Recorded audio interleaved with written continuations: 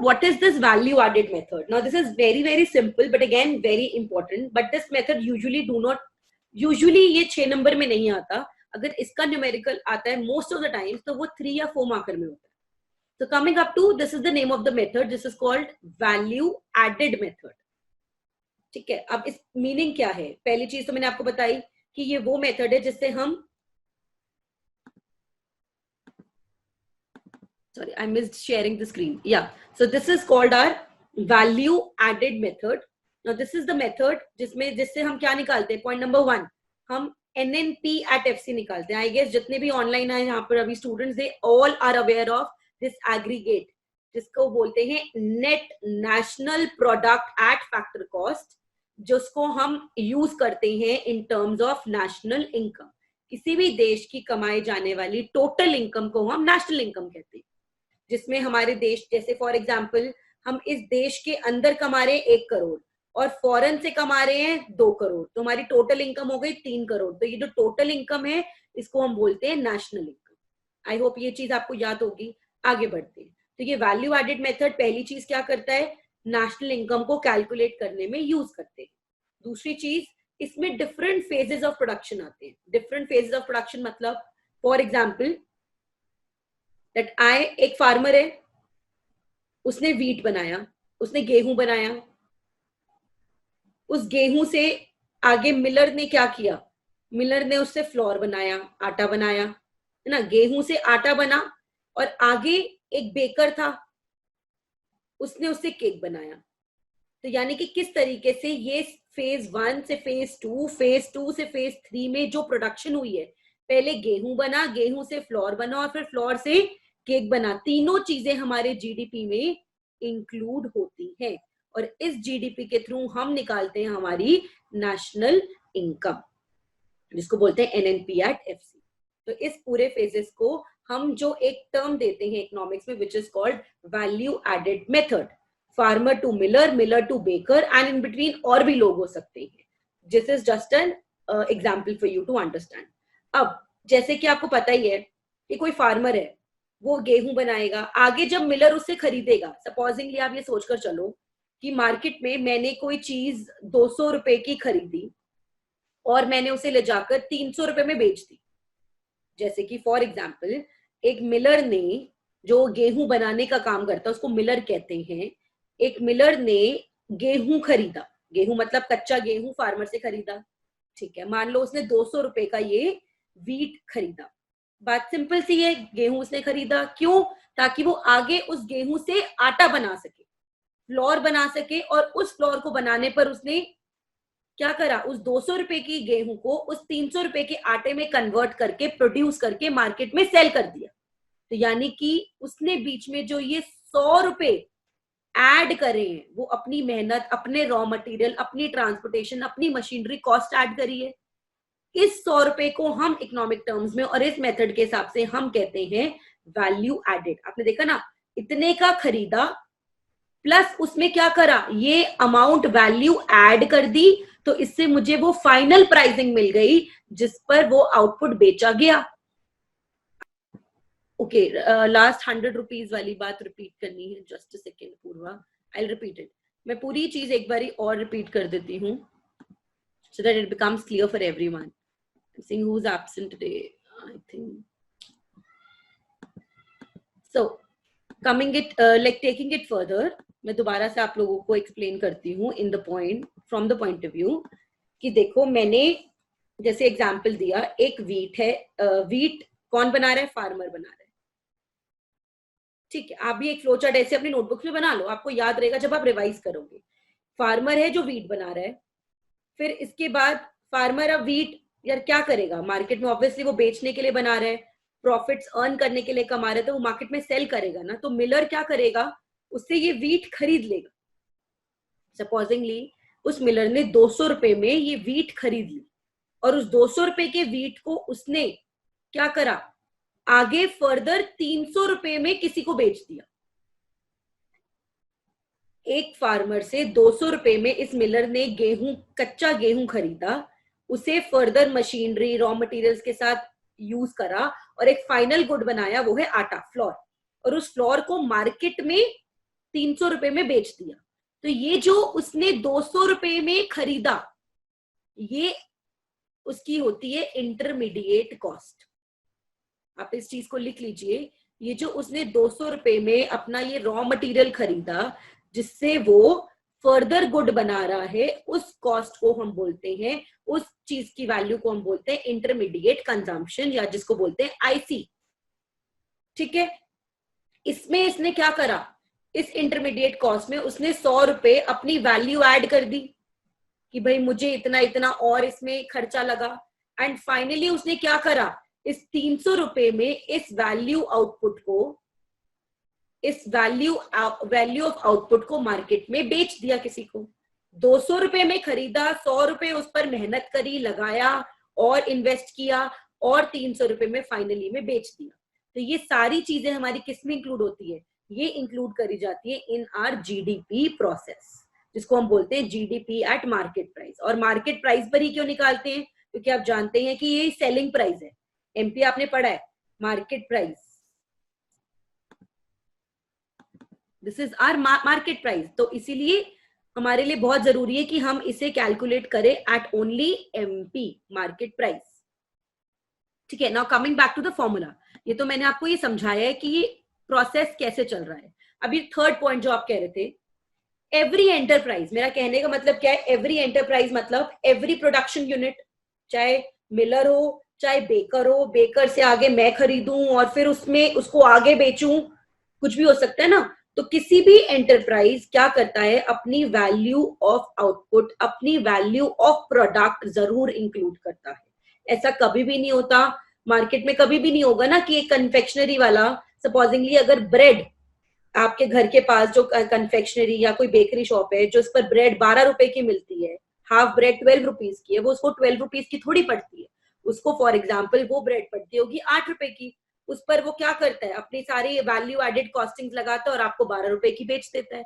आगे हो सकता है आप 12 रुपए की खरीद बाय करो और उस ब्रेड को बाय करा, आपने उसको सैंडविचेस में कन्वर्ट किया, आपने उसको केक्स में, पेस्ट्रीज में कन्वर्ट किया और आपने उसको फर्दर आगे बेच दिया किसी प्राइस पर। तो ये हर एक एंटरप्राइज जो इस इकोनॉमी का पार्ट है, वो कभी भी बिना वैल्यू ऐड करे इकोनॉमी में ऑपरेट नहीं करता और ना ही कर सकता है, क्योंकि चैरिटी नहीं करी जाती किसी भी प्रोसेस में। ठीक है ना। तो इसमें ये जो टर्म्स हैं वो आई गेस अब थोड़े बहुत क्लियर हुए होंगे।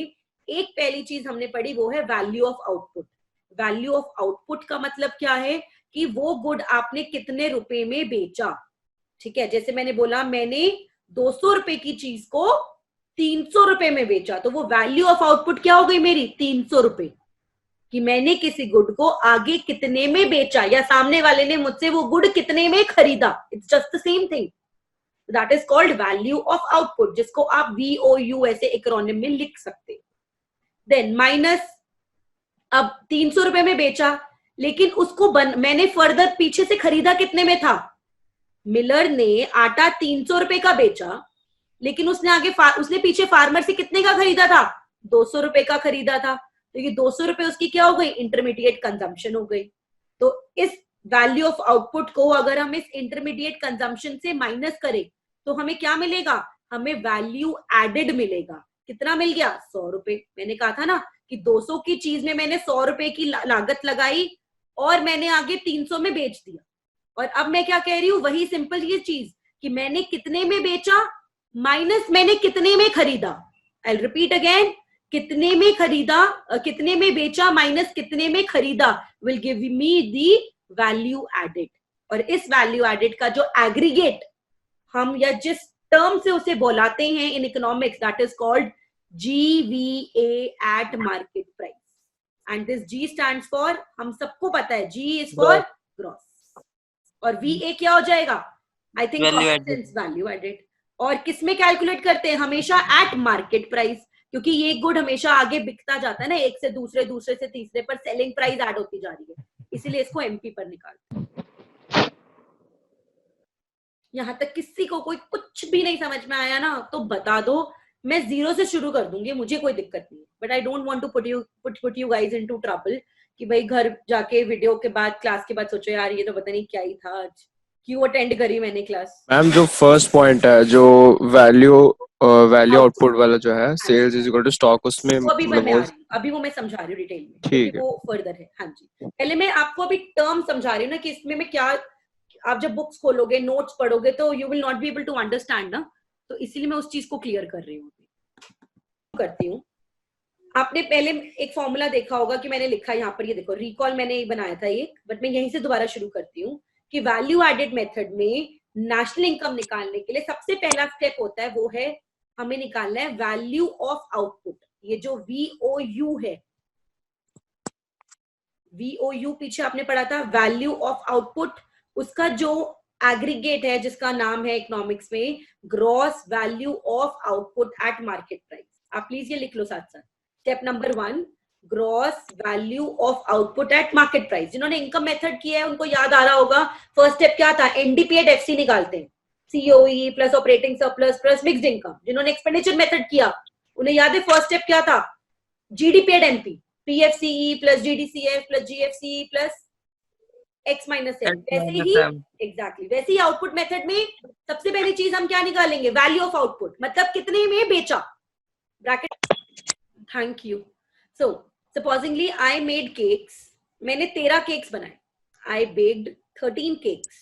सिंपल सी चीज है, मैं बेकर हूं, मैंने 13 केक बनाए, लेकिन वो 13 पे से अभी मान लो कि मैंने सिर्फ 10 केक ही सेल करे, तो सेलिंग कॉस्ट, वो जो सेलिंग कॉस्ट है 10 केक की, वो तो ये रही, सेल्स में आ जाएगी।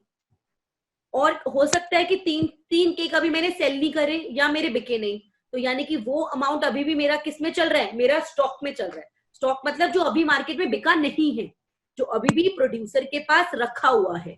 तो VOU यानी कि वैल्यू ऑफ आउटपुट निकालने के लिए हम क्या करते हैं कि हम सेल्स में जितना हमने बेच दिया प्लस कितना हमारे पास अभी बेचने के लिए अवेलेबल है बट अभी हमने सेल नहीं करा, उन दोनों को ऐड करके जो हमें वैल्यू मिलती है उसका नाम है GVO eight market price, gross value of MP, gross value of output at MP। Please ये लिख लो, पहला स्टेप ओपनिंग कर सकता है। पहली तो ये चीज हो गई। अब मैं सेल्स में एक चीज और समझाना चाहती हूँ आपको। ऐसा हो सकता है कि मेरी केक शॉप है और या फिर अगर मैं किसी और चीज का काम करती हूँ, सपोजिंगली मैं क्लॉथ प्रोड्यूसर हूं, ऐसा हो सकता है कि मैं इंडिया में भी बेच रही हूं और मैं एक्सपोर्ट भी कर रही हूं। ऐसा हो सकता है क्या? मैं अगर कपड़ा मैन्युफैक्चर कर रही हूं तो ऐसा हो सकता है कि मैं कुछ देश में जो आउटपुट बना रही हूँ वो आउटपुट थोड़ा बहुत इंडिया में भी बेचती हूँ और थोड़ा बहुत मेरा एक्सपोर्ट भी होता हो। अगर आपके पेरेंट्स बिजनेसमैन हैं तो आप इस बात को समझ रहे होगे कि जो भी बंदा सामान बना रहा है, जो GDP हो सकता है, हो सकता है ना, पॉसिबिलिटी यस है। मैम, हो सकता है। तो क्या करेंगे हम, जो डोमेस्टिक बना रहे हैं सेल्स, कई बार ऐसे भी होता है कि जो हमारी डोमेस्टिक सेल्स है, मतलब जो विद इन द कंट्री हम बना रहे हैं, प्लस जो हम आउटसाइड द कंट्री बनाकर बेच रहे हैं, जिसको आउटसाइड सेल्स कोई टर्म नहीं होता इकोनॉमिक्स में, वो टर्म होता है एक्सपोर्ट्स। बट फिर भी आपको याद करने के लिए, देश के अंदर जो बेच रहे हैं वो डोमेस्टिक सेल्स हो गई, और अगर देश के बाहर कुछ बेच रहे हैं तो वो एक्सपोर्ट्स हो गए। हाँ जी। बट MP वो निकालने के लिए हमें दो चीजें चाहिए, हमें चाहिए सेल्स और हमें चाहिए चेंज इन स्टॉक। इन दोनों में फर्क क्या है? सेल्स जो मैंने बेच दिया ऑलरेडी और पैसा कमा लिया, और चेंज इन स्टॉक जो अभी मैंने बेचा नहीं है, अभी भी मेरे पास रखा हुआ है, मैं चाहूं तो उसको कभी भी बेच सकती हूँ, ये प्रोड्यूसर की अपनी मर्जी है। बनाया तो है ना। अब आप सोचोगे तो फिर जब बेचा ही नहीं तो फिर यहाँ क्यों इंक्लूड किया? क्योंकि आउटपुट तो बनाया ना मैंने, है ना, आउटपुट तो बनाया है, उसमें मेरे रॉ मटेरियल्स तो लगे ना, मेरी मशीनरी कॉस्टिंग, मेरे इलेक्ट्रिसिटी खर्चा सब कुछ लगा है ना। तो वो आउटपुट जो बना है, चाहे फिर वो हम खुद ही कंज्यूम कर रहे हो, चाहे हम विद इन द कंट्री बेच रहे हो, चाहे हम आउटसाइड द कंट्री बेच रहे हो, क्योंकि वो हमारी GDP का पार्ट है इसलिए वो इंक्लूड होगा। तो GVO एट MP निकालने के लिए हमारे पास हो गया sales plus change in stock. अब चेंज इन स्टॉक मैंने बोला एट टाइम्स अगर वैल्यू गिवन है तो इट्स गुड, नहीं गिवन तो आपके पास closing value and opening value given होगी स्टॉक की। क्लोजिंग स्टॉक और ओपनिंग स्टॉक, उनको आप माइनस करोगे, then you will get the value of change in stock. Sales कई बार हो सकता है सिर्फ सेल्स गिवन हो, और कभी कभार हो सकता है कि वो बोले कि डोमेस्टिक सेल्स इतनी है, मतलब विद इन द कंट्री हमने 5 यूनिट सेल किया, और सपोजिंगली वो बोल सकते हैं कि हमने या 5 करोड़ का अमाउंट सेल किया, और बाहर एक्सपोर्ट्स हमने कितना करा, सपोजिंगली 10 करोड़ का सेल किया, तो यानी कि हमारी टोटल सेल्स कितने की हो गई, 15 करोड़ की हो गई। वही जो आपको याद हो, मैंने एक बाप बेटे वाला कॉन्सेप्ट कराया था। तो this is the father and these are the sons. तो अगर फादर गिवन है तो इन्हें इंक्लूड करेंगे, बेटे गिवन है तो इनको इंक्लूड नहीं करेंगे अगर फादर इज गिवन, और अगर this sales is not given तो आप डोमेस्टिक और एक्सपोर्ट्स को प्लस करके अपनी टोटल सेल्स की वैल्यू ऐड करके इस जीवी और एमपी को कैलकुलेट कर लोगे। ये तो हो गया आपका स्टेप नंबर 1। तो सेकेंड स्टेप होता है हमारा निकालने का, जिसको हम बोलते हैं ग्रॉस वैल्यू एडेड। वो था ग्रॉस वैल्यू ऑफ आउटपुट, ये है gross value added at market price. इस शॉर्ट में इस तरीके से लिखा जाता है, GVA at MP is equal to जो आपने ऊपर निकाला है वैल्यू ऑफ आउटपुट जीवीओ, इसमें से अब हम क्या करेंगे, माइनस आईसी। अगर आपको याद हो, मैंने वही आपको एग्जांपल दिया था, मैंने एक गुड कितने में बेचा, 300 रुपए में बेचा। याद आया पहला वाला एग्जांपल जो दिया था, मैंने एक गुड 300 रुपए में खरीदा और कितने में बेच दी, और कितने में बाय करा था, बेचा 300 का, बाय कितने में करा था, 200 का। हाँ 200 का, तो मैंने उसमें वैल्यू एडेड कितने की करी, 100। बस ये वही है, GV at MP is equal to जो मेरी वैल्यू ऑफ आउटपुट थी, सेलिंग कॉस्ट जो भी अगर ऊपर आपने निकाली ना, sales plus change in stock, तो क्या मेरी सेलिंग वैल्यू है माइनस उसको बनाने में मुझे क्या क्या खर्चा मैंने किया। अब ये इंटरमीडिएट कॉस्ट कैसी हो सकती है, ये हो सकती है जैसे कि आईसी के एग्जांपल्स दे रही हूं मैं आपको, जैसे कि रॉ मटेरियल्स, केक को बनाने के लिए चीनी लगी, दूध लगा, पाउडर लगा, जो भी इंग्रेडिएंट्स लगे, मशीनरी लगी, ठीक है ना, रॉ मटेरियल्स हो सकते हैं, मशीनरी लगी। देन मशीनरी के अलावा आप ये मान लो कि for example power, electricity, water supply, किसी भी तरीके का कोई खर्चा लगा, वो मेरी इंटरमीडिएट कंजम्पशन है, वो मेरी इंटरमीडिएट कॉस्ट है। इसको कंजम्पशन भी बोलते हैं, और कुछ बुक्स में ऑथर्स और टीचर्स इसको कॉस्ट भी बोलती है, बट बात एक ही है। और जिन्होंने थियोरेटिकली करा हुआ है उन्हें याद आ गया होगा कि इंटरमीडिएट गुड और फाइनल गुड में क्या फर्क होता है। फाइनल जो रेडिली अवेलेबल है, और इंटरमीडिएट जिससे फर्दर गुड आगे और बनाया जा सकता है। आर्ट से जाओ, पहुंचोगे तो सारे M2K पढ़ना। तो यानी कि इन शॉर्ट नेशनल इनकम निकालने के बहुत सारे वेज हैं। 3 मेथड्स आपके सिलेबस में हैं, एक है आउटपुट मेथड जो आप ये कर रहे हैं, एक है इनकम मेथड, और एक है एक्सपेंडिचर मेथड।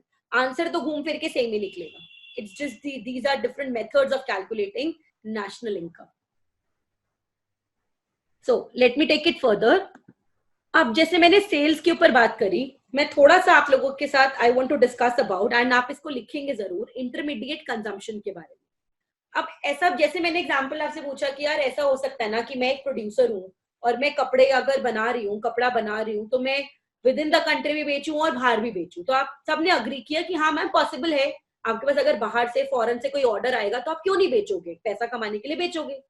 वैसे ही ये भी तो हो सकता है कि उस कपड़ा बनाने के लिए जो रॉ मटेरियल है, जो मशीनरी है, वो हो सकता है मैंने रॉ मटेरियल इंडिया का लिया हो, बट जो मशीनरी जिससे मैं कपड़ा बना रही हूँ वो हो सकता है मैंने चाइना से इंपोर्ट करी हो। ये भी तो पॉसिबिलिटी है ना।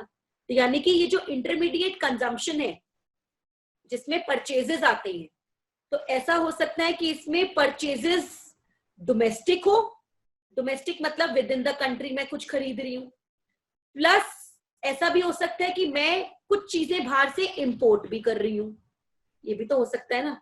तो जो विद इन द कंट्री खरीद रहे हैं उसको डोमेस्टिक परचेजेस बोलेंगे, और जो हम बाहर से फॉरेन से इंपोर्ट कर रहे हैं चीजों को, उसको इंपोर्ट्स बोलेंगे।